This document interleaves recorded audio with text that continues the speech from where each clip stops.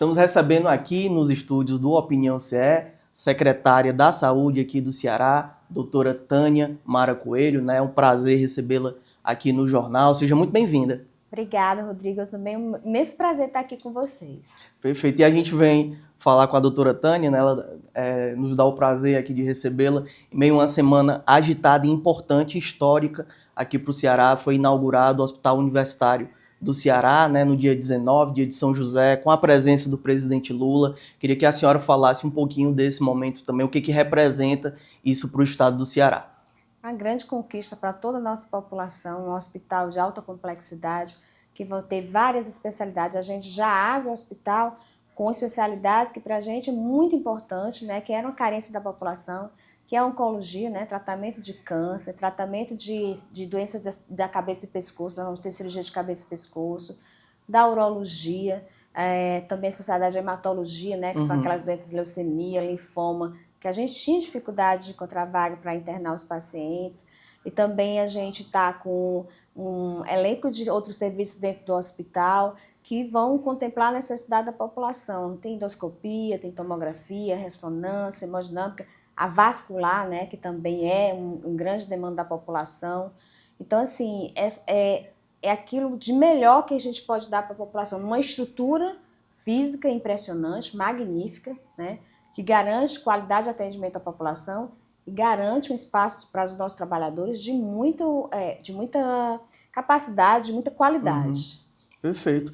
O presidente Lula veio agora, né, dia 19, a gente está na sexta-feira, dois dias depois, nós já tivemos a primeira cirurgia realizada na unidade, nós já temos pacientes na unidade também. Queria que a senhora falasse um pouquinho desse cronograma, como é que vai se dar essa primeira etapa, a segunda etapa e a terceira etapa. Então, logo após a finalização da festa de celebração e da inauguração, a gente já começou a receber pacientes, estamos com pacientes internados em enfermaria, em UTI, já fizemos as primeiras cirurgias, já fizemos procedimentos de endoscopia para diagnóstico, já tivemos consultas ambulatoriais ontem e hoje, e a gente, no próximo mês, a gente já pretende abrir mais leitos e realizar procedimentos tanto de ortopedia como de ginecologia. É uma grande demanda da população a questão da endometriose e a gente quer aumentar essas cirurgias no estado do Ceará. A gente sabe que a endometriose, em algumas circunstâncias, ela tem uma complexidade que não é só uma equipe de ginecologia, você tem que colocar mais outros especialistas para fazer esse tipo de cirurgia. Então, a gente está se propondo a fazer nesse novo equipamento e aí nós vamos progredindo, mais ou menos em junho, se tiver tudo, porque quando a gente abre um hospital, Rodrigo, a gente cria fluxos, processos, prepara tudo, mas a gente tem que fazer aquele mês de estabilização para ver se está tudo ok, se os fluxos estão corretos, se os processos estão corretos.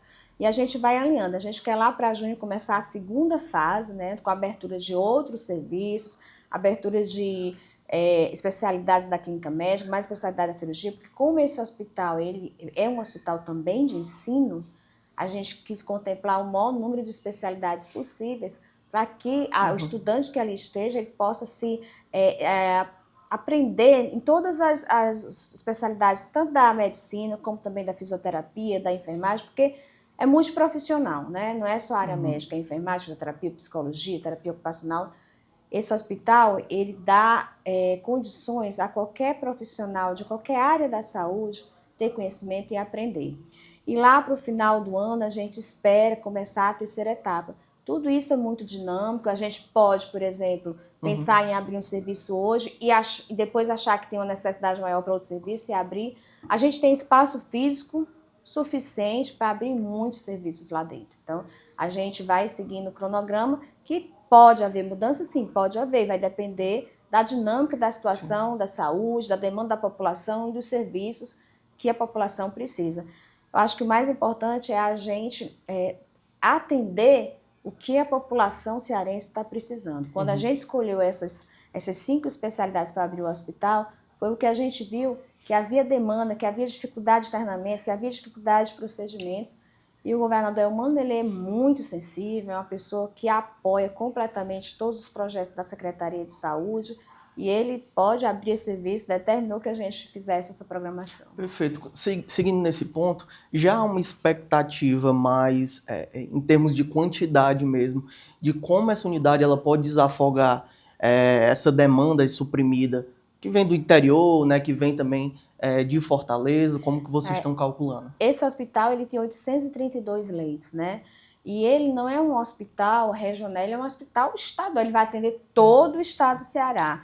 Eu acho que a grande vazão nesse momento que a gente vai dar são para os pacientes que estão lá no HGF, né, aguardando o leito. Esses pacientes eles vão ser regulados para lá. E também os que estiverem na central de regulação, aguardando algum leito, algum procedimento que esteja dentro desse perfil inicial do hospital. Com o fortalecimento da regionalização que a gente vem fazendo, a gente teve uma grande melhora em termos de demanda, principalmente da região do litoral leste, o Vale do Jaguaribe, e do Sertão Central, né? Nesses 2 últimos anos, com a abertura da oncologia nessas 2 regiões e da politraumatologia, no Jaguaribe, lá em Moeiro, e no Quixeramobim, no nosso Hospital do Sertão Central, nós temos um serviço de politraumatologia, Rodrigo, que é semelhante ao do IJF. Tem todas as especialidades: neurocirurgia, vascular, traumato, cirurgião geral, bucomaxilo, justamente para que a gente não encaminhe pacientes dessa região para Fortaleza, tá? E é isso que a gente tem trabalhado. A região norte a gente tem um serviço de neurocirurgia que é um exemplo. No Cariri também a gente está expandindo, começou a fazer cirurgia ortopédica de coluna, começou a fazer cirurgia oncológica.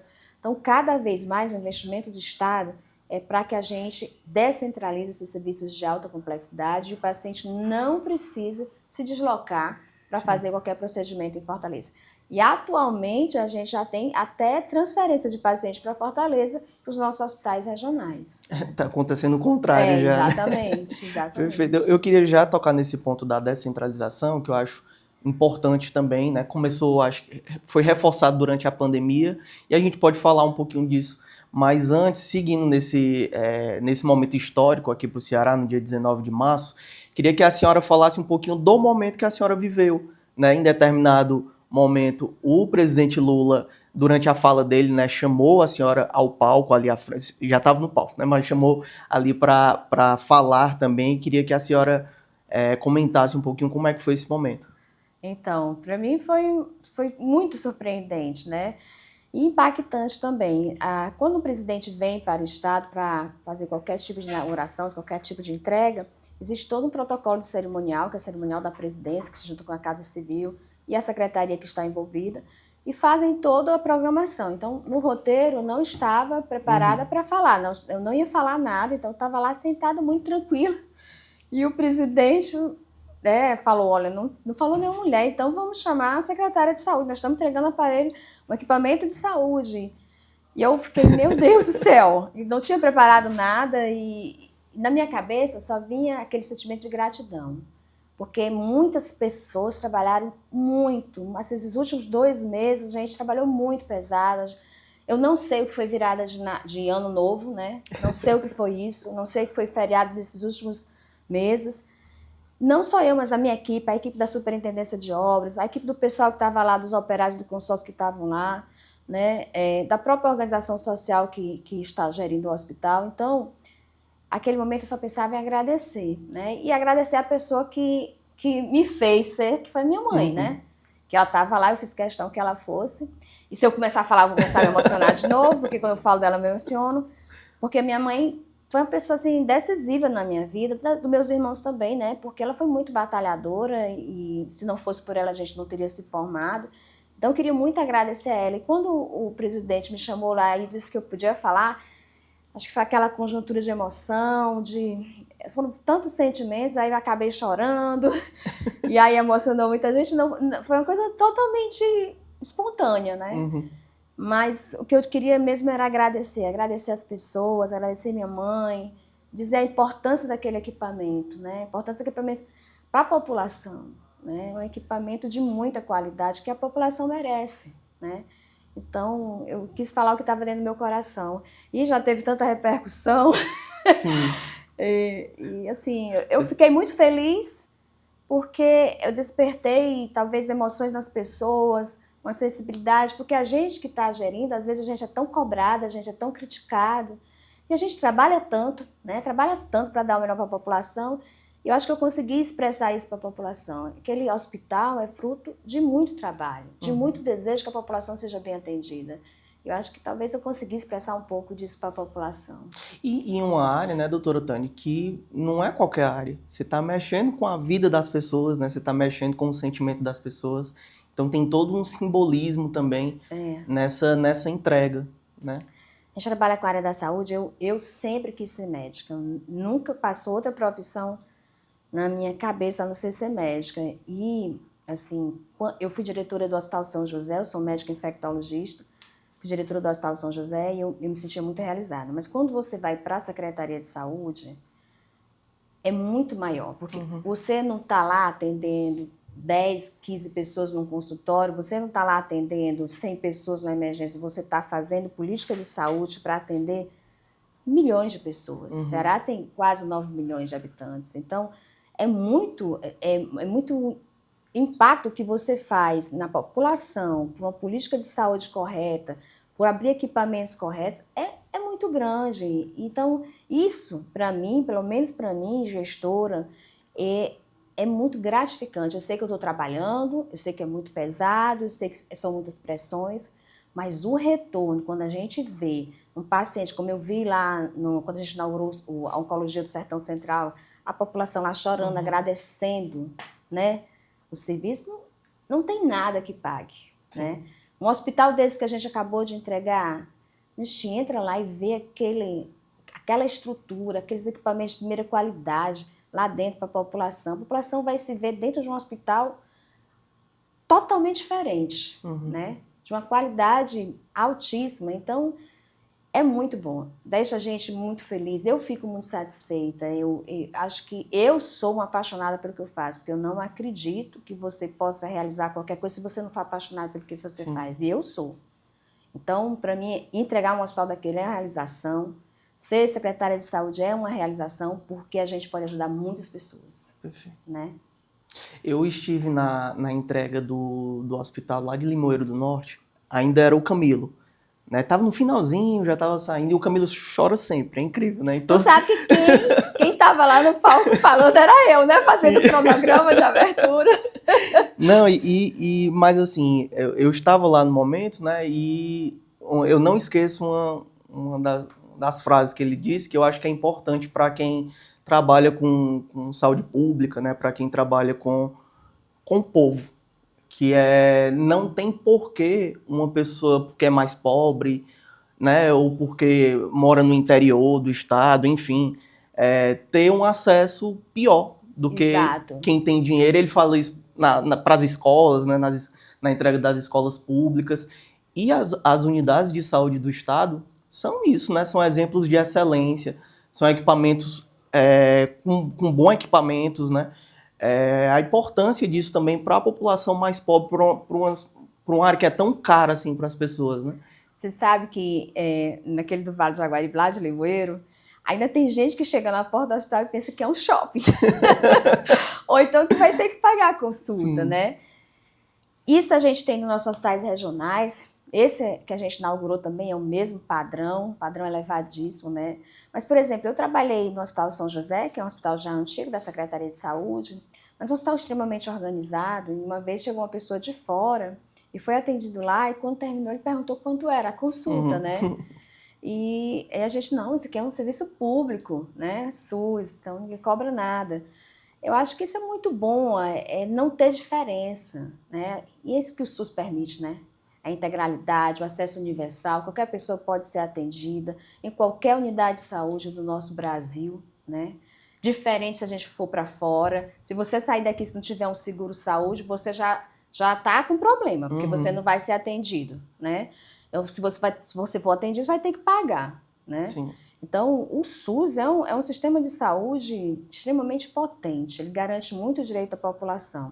Precisa ter algumas mudanças a nível de estrutura jurídica, de leis? Eu acho que sim, né? Mas o que ele garante para a população é um negócio assim sem dimensões, entendeu? Fantástico. É fantástico. E o que a gente está fazendo aqui no estado do Ceará também é modelo, Rodrigo. Eu já fui chamada para dar várias palestras fora para falar desse modelo de regionalização do estado do Ceará, o nosso sistema de policlínica. Nós temos policlínicas. Eu fui estudar muito, né? Porque eu sou médica de hospital, eu sou médica servidora do estado, e trabalhei muito tempo em área hospitalar. Quando eu fui para a Secretaria de Saúde, para ser executiva, eu fui começar a ler, compreender, e olha, os equipamentos de policlínica são muito importantes para a nossa população interior. Eles têm muitas especialidades, muitos exames diagnósticos, e os centros de especialidades odontológicas também. Essa criação desses hospitais regionais também, assim, é uma coisa vanguardista, né? Então, eu recebo muitos colegas de outras secretarias que vêm ver as nossas policlínicas, vêm ver nossos hospitais regionais. E os nossos hospitais que já funcionam, né? A gente está fazendo esforço junto com o governo do estado para tornar cada vez mais eficiente. Estamos fazendo renovação do parque tecnológico. Recentemente, a gente entregou um tomógrafo novo para a HGF. Ano passado, nós fizemos a reforma do serviço de endoscopia do HGF. Tenho comprado muitos aparelhos para o Hospital de Messejana. Entregamos, no final do ano passado, em outubro, um novo aparelho de hemodinâmica. Estamos para instalar mais 2.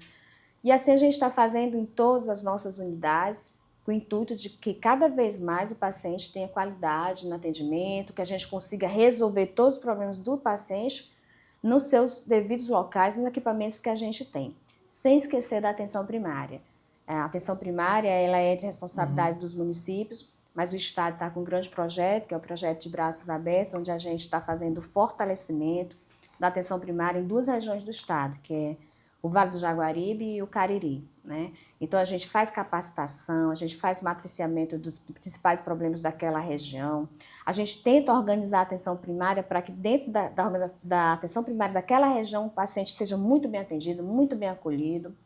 E na região do Cariri, a gente está com um projeto maior, que é de planificação das redes de atenção à saúde, onde a gente está organizando a atenção, desde a atenção primária até a atenção hospitalar, para que o paciente tenha um fluxo único, que ele não fique rodando, né, entre as diversas redes de atenção. Isso é muito importante. Eu apesar de ter minha base em um hospital, a atenção primária ela é a porta de entrada do cidadão. Então, a gente tem que fortalecer muito isso. Dá dignidade, né? Exatamente. Assim. E na atenção primária, a gente tem a possibilidade de trabalhar a questão educativa, que é a prevenção. Porque quando a gente fala em hospital, a gente está falando em doença. Quando a gente fala em atenção primária, a gente está falando em prevenção, em promover a saúde. E a atenção primária a gente permite fazer isso. Então, a gente tem fortalecido muito isso com os municípios, até porque a gente está envelhecendo muito rápido. E a gente, acima de 60 anos, há uma estatística que mostra que cada pessoa vai ter pelo menos umas 4 patologias, 4 comorbidades. E o sistema ele não vai ser capaz de acompanhar o envelhecimento da população com tantas doenças, né? Porque a gente sabe que o envelhecimento já traz, né, alterações. Então, a gente tem que trabalhar muito com a promoção, estimular a prática de exercício físico, a dieta, evitar o fumo. E essas coisas, essas questões de orientação, a gente trabalha na atenção primária. Né? Por isso é tão importante a gente já fazer essa educação da população, trabalhar com os nossos profissionais sempre reciclando. A gente tem a Escola de Saúde Pública, né, do Estado, onde a gente está trabalhando muito com capacitação de profissionais do interior todo. A gente também está aumentando as bolsas de residência. Agora mesmo, no começo do mês, a gente fez a aula inaugural das residências desse ano. Foram 1.006 residentes novos que entraram. E a gente ampliou bolsa de residência multiprofissional e bolsa de residência médica. Em 2024, a gente conseguiu finalmente que a gente tivesse aprovação de residência de anestesia lá no Cariri e residência de cirurgia no Sertão Central. E para a gente é muito importante, porque se a gente quer que a gente tenha especialidades complexas no interior, a gente tem que ter os especialistas. E a residência, ela permite formar e fixar o profissional. Né? Então, por isso que a gente está trabalhando tanto com a escola, com essa questão de ampliação das bolsas de residência. Doutora, começa por essas 2 regiões, mas a ideia é que se amplie? Da atenção primária, o nosso projeto de braço aberto, a gente quer ampliar para as outras 3 regiões do estado, Ceará, né? Para que a gente possa ter toda uma estrutura padronizada e organizada. Perfeito. E o outro que a gente está trabalhando muito também é com a telemedicina, né? A gente ampliou bastante, a gente está com 22 especialistas no nosso serviço de telemedicina e a gente tem trabalhado muito com o interior do estado para evitar que o paciente se desloque para a capital, sendo visto pelos nossos especialistas lá no lugarzinho que ele está, ligando para a gente aqui. Teve muita coisa deixada pela pandemia. Né, teve muita coisa deixada pela pandemia que a gente resolveu aprimorar, né? A gente não tinha essa quantidade de especialistas na telemedicina, a gente aumentou, a gente criou um painel de acompanhamento e a gente fortaleceu a política de incentivo hospitalar, que é uma política do governo do estado do Ceará, que passa recursos para hospitais polos estratégicos do interior do estado do Ceará para incentivar eles a produzirem mais cirurgias, a fazerem mais internamentos clínicos, a resolver o problema tanto do seu município como da área municipal ao redor, por isso que é chamada Polícia de Incentivo Hospitalar. E isso foi muito importante, porque a gente conseguiu também passar recursos para a manutenção de várias UTIs no interior do estado. Né? Doutora Tânia, um dos temas que foram colocados aqui, até usados politicamente, né, durante essa semana passada, foi a questão do Dr. César Carlos, né, o hospital. Queria que a senhora falasse como que está a situação, né, qual o planejamento que o Estado está tendo em relação ao Dr. César Carlos. O Hospital César Carlos, ele tem como principal a porta de entrada, né? É uma emergência de porta aberta para a maternidade obstétrica, né? Ele é referência muito para isso, para a obstetrícia. Mas com o passar do tempo foram aparecendo mais clínicas médicas, clínica cirúrgica, e aí a gente está no estudo, né, de como é que a gente vai fazer isso, para que não haja descontinuidade de serviço. A gente não vai ter nenhuma descontinuidade de serviço, eu não sei se vocês sabem, mas o César Carlos, a área ambulatorial dele é numa casa alugada do outro lado da avenida, né? E o César Carlos tem 96 anos. Então, é uma estrutura que a gente sabe que foi crescendo dentro daquele mesmo espaço físico e a gente agora quer fazer com que os profissionais que estão ali tenham uma estrutura de trabalho melhor. Então, a gente está avaliando quais são as especialidades que a gente vai levar para dentro do novo hospital, sem comprometimento de nenhum serviço. A população vai ser comunicada efetivamente, a gente não quer que a população tenha qualquer perca em relação a isso. E nós estamos também trabalhando a possibilidade de o que é que nós vamos deixar lá, a maternidade não fechar, o que é que nós vamos deixar de maternidade. O César Carlos, eu quero deixar bem claro para a população que o César Carlos ele não vai fechar, até porque não vai haver descontinuidade de serviço. Pelo contrário, a gente vai ampliar serviços, né, com a nova estrutura que a gente tem. Eu nasci lá. E eu nasci no Hospital Geral de Fortaleza. É porque esse tema foi muito usado politicamente, né, ao longo da semana. Gerou uma série eu acho assim, eu sempre digo assim, as pessoas quando falam, doutora Tânia, estão falando, criticando isso, eu digo, gente, vamos trabalhar. Para a crítica, trabalho. Né? É o trabalho que mostra o que é que a gente está fazendo. Críticas sempre vão haver. Claro que críticas construtivas a gente tem que absorver, porque a gente não é dono da verdade, a gente não sabe, a gente pensa que sabe, mas tem sempre alguém que sabe mais, que dá uma sugestão que é importante, que a gente tem que acolher. E na saúde tudo é dinâmico, né? Acho que a gente tem que ouvir as opiniões, mas tem críticas que não têm fundamento nenhum, que não agregam nada, e a gente tem que saber filtrar, né? O mais importante é que a gente faça tudo para o bem da população. Existem as pessoas, o trabalho só existe se tiver pessoas fazendo. E é isso que a gente quer garantir, assistência adequada para o cidadão e qualidade com segurança para os nossos profissionais. Perfeito. Durante a visita do Lula, né, o ministro Padilha também esteve aqui essa semana, né, e ele fez um anúncio importante. E aí é claro que eu estou falando aqui de Fortaleza, mas que influencia também nesse pacote do Estado. Foi anunciado 200 milhões para o IJF, que é uma peleja nos últimos anos, né? E também para a Casa da Mulher, né, aqui de Fortaleza. Queria que a senhora falasse, aí eu entendo que são unidades geridas pela Prefeitura de Fortaleza, mas da importância também desse investimento massivo, né, e como o Estado e a Prefeitura estão trabalhando juntos, né, nessa pauta. Eu acho, desde outubro do ano passado que a gente já vem em construção aí de um alinhamento importante, porque Fortaleza é a cidade mais populosa do estado do Ceará. Qualquer impacto na saúde aqui vai impactar em toda a rede de saúde estadual. São 184 municípios que têm que andar bem, né, para que a rede funcione. Então, a gente, no final do ano, o Estado garantiu medicamentos e insumos para o Hospital Instituto Zé Frota, senão ele não ia conseguir virar o ano, né, que estava faltando tudo dentro do hospital. Fomos ao Ministério da Saúde pedir mais incentivo financeiro para o IJF. O governador teve com o prefeito Evandro, o ministro Camilo com o presidente.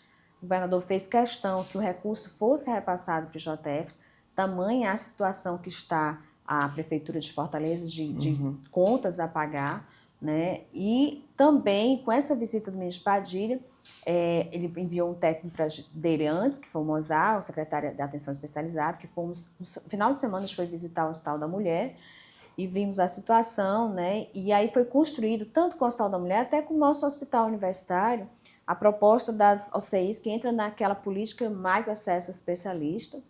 Então, nós pactuamos oferta de cuidado integrado para o Hospital da Mulher, para o Hospital Universitário, cirurgias para o Hospital Universitário, para o Hospital da Mulher, garantindo assim que a gente produza e receba o financiamento extra. Tá? Então, isso é muito importante para o Hospital da Mulher, que não estava funcionando plenamente. Né?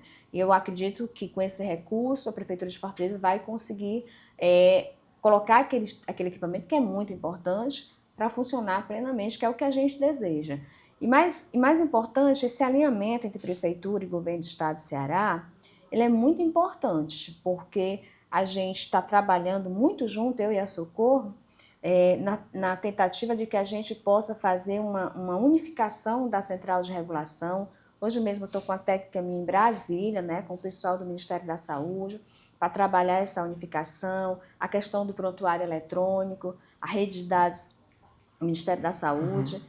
E essa integração vai permitir que a regulação ela veja onde tem leito disponível no estado do Ceará para alocar os pacientes. Isso vai garantir menos tempo esperando, mais realização de procedimentos e mais satisfação por parte da nossa população, dos nossos usuários. A integralidade, né, do sistema. Exatamente, a gente vai integrar o sistema e com isso facilitar com que a gente possa alocar os pacientes que precisam de leitos. Perfeito. Doutora Tânia, a gente já está caminhando aqui para o final, queria fazer uma pergunta para a senhora. Eu não sei se mexe diretamente com a Secretaria da Saúde, creio que sim, né?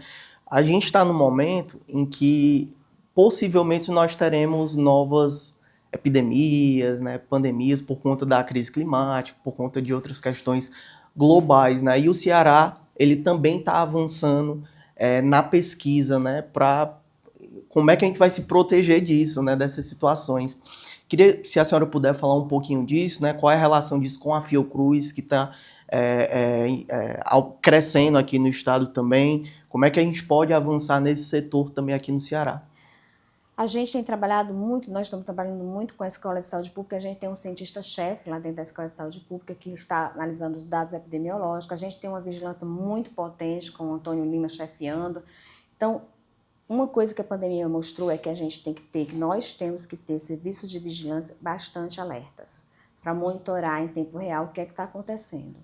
Então, fortalecimento da vigilância, nós temos criado cada vez mais indicadores para acompanhamento de como está a situação das arboviroses, de vírus novo como o oropus que a gente teve recentemente, a questão do sarampo, a gente está tendo casos de sarampo fora do estado do Ceará, em alguns estados do Sudeste. Tudo isso pode impactar o sistema de saúde. A questão da influenza, é tudo uma rede trabalhando para que a gente possa garantir que a população não passe pelo mesmo problema que passou. Se espera, sim, que a gente tenha novas pandemias de vírus novos que estão entrando, mas a gente tem que aprender com o que a gente passou, né? A educação, a questão dos usos dos EPIs, as indicações corretas, a questão da vacinação.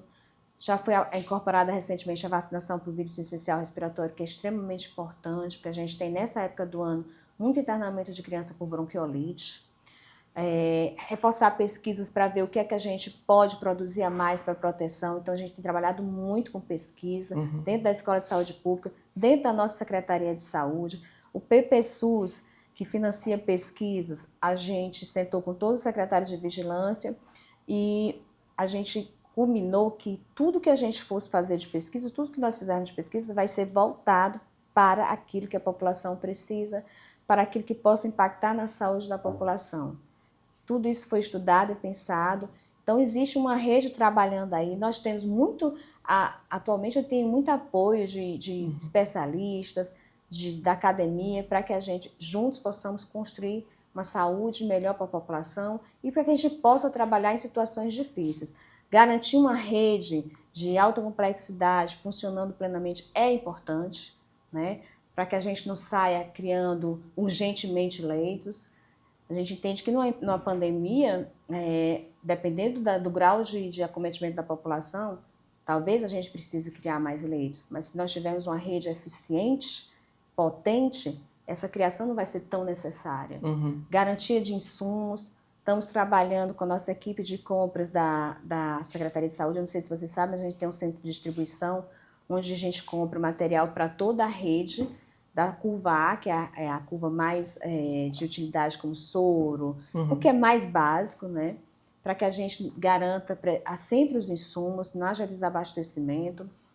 São muitos fatores interligados para que a gente possa superar qualquer tipo de nova entrada de vírus.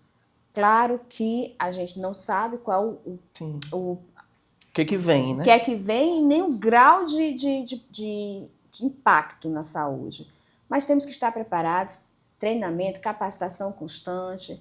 E como eu disse, uma coisa muito importante é um sistema de vigilância muito ativo, muito alerta para detectar. E a interligação entre todos os atores da saúde para que a gente possa enfrentar qualquer nova outra epidemia, né? Na pandemia, o exemplo do Ceará, se a gente pode tirar algo de positivo desse momento, completou 5 anos agora, né? E a gente ainda vê os impactos ainda hoje, né? Que eu lembro que quando a gente precisava distribuir alguma coisa que chegava por Fortaleza, esse trâmite era de certa forma facilitado porque você tinha uma rede funcionando nos municípios do interior, né, nas regiões. Então isso ajuda também, acelera o processo, né, a importância disso. Acho que o Ceará foi um exemplo pela união, né, que houve entre todo mundo, querendo que a coisa desse certo, que a gente pudesse ajudar o maior número de pessoas possíveis, e principalmente o governo do Estado. O governo do Estado tomou para si, né, o governador Camilo Santana, ele foi muito atuante. Ele criou os painéis, ele acompanhava, ele fazia reuniões constantemente, ele monitorava, ele chamou muito para si a responsabilidade. Né? Um governador determinar que vai ter que ter um lockdown baseado nos números. Ele trabalhou muito com a epidemiologia, né? Inclusive o cientista-chefe dessa época, é o nosso cientista-chefe, né? O professor Soares. Na medicina, a gente precisa trabalhar com dados fidedignos. Então, cada vez mais a gente tem que avançar em tecnologia, em pessoas com conhecimento, com expertise, para nos ajudar. Isso a gente precisa muito. E esse exemplo da pandemia a gente está seguindo para que a gente possa ofertar o melhor para a população. Perfeito. Minha última pergunta agora é quando o Elmano assumiu o governo, né, ele pontuou algumas prioridades para ele, e isso muito desenhado com o governo federal. Inclusive nas secretarias, né, espelhou essa relação com o governo federal.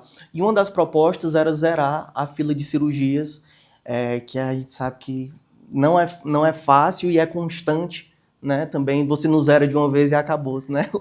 Como é que tá isso hoje? Zerar a fila de cirurgia, a gente não zera. Porque todo dia chega um paciente, se consulta e tem indicação de cirurgia. Aí ele entra na fila, né? O que a gente está trabalhando fortemente é para reduzir o tempo de espera, que inclusive já é assim que o Ministério da Saúde está trabalhando, reduzir o tempo da fila cirúrgica. E aí são várias estratégias que a gente está fazendo. Em 2018, eu considero 2018 e 2019, foram os anos pré-pandemia, porque durante a pandemia houve uma queda muito grande de procedimentos, de atendimentos, o foco era outro. Mas a gente fazia em 2019 e 2018, se não me engano, 80 mil, em 2019, 92 mil. Em 2023 e 2024, a gente subiu, em 2023 a gente foi, se eu não me engano, para 123 ou 137 mil cirurgias. Em 2024, fomos para 157 mil cirurgias.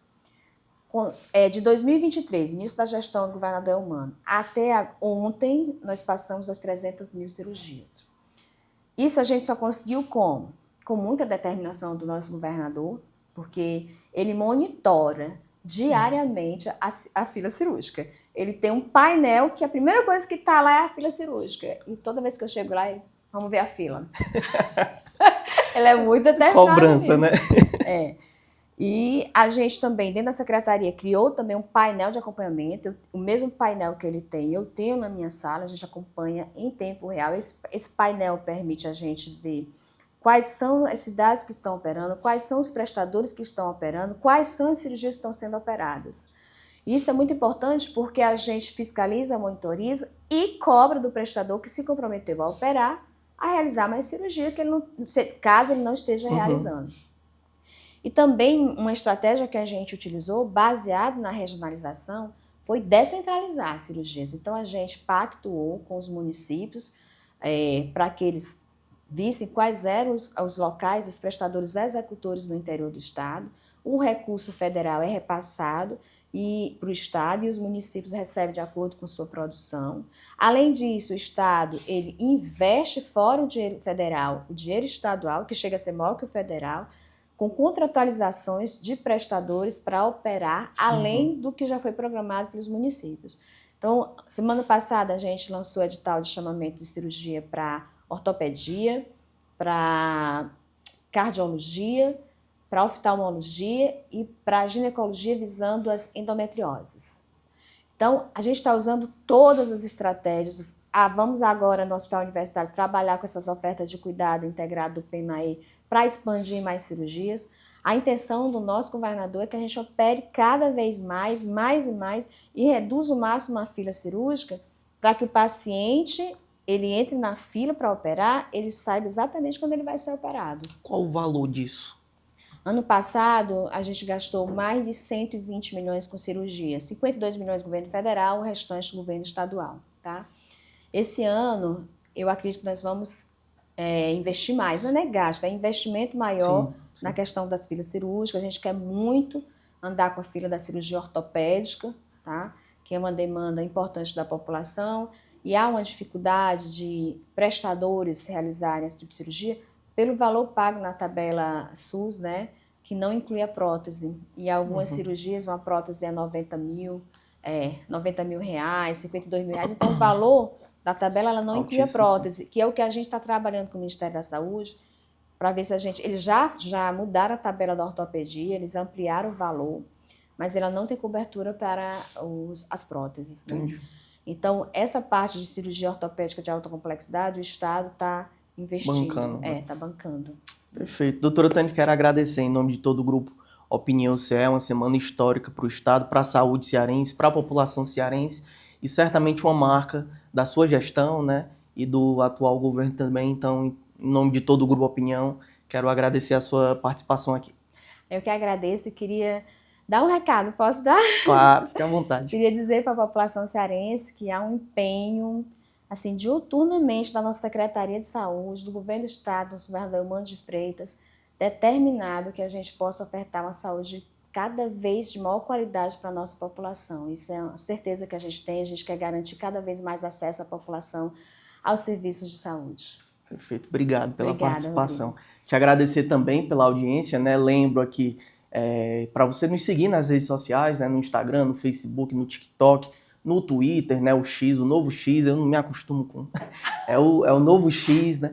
Se você ainda não é inscrito no nosso canal do YouTube, bate se inscrever, você não paga nada para isso. Aproveita, comenta, compartilha e marca o sininho também para receber todas as novidades do Opinião CE.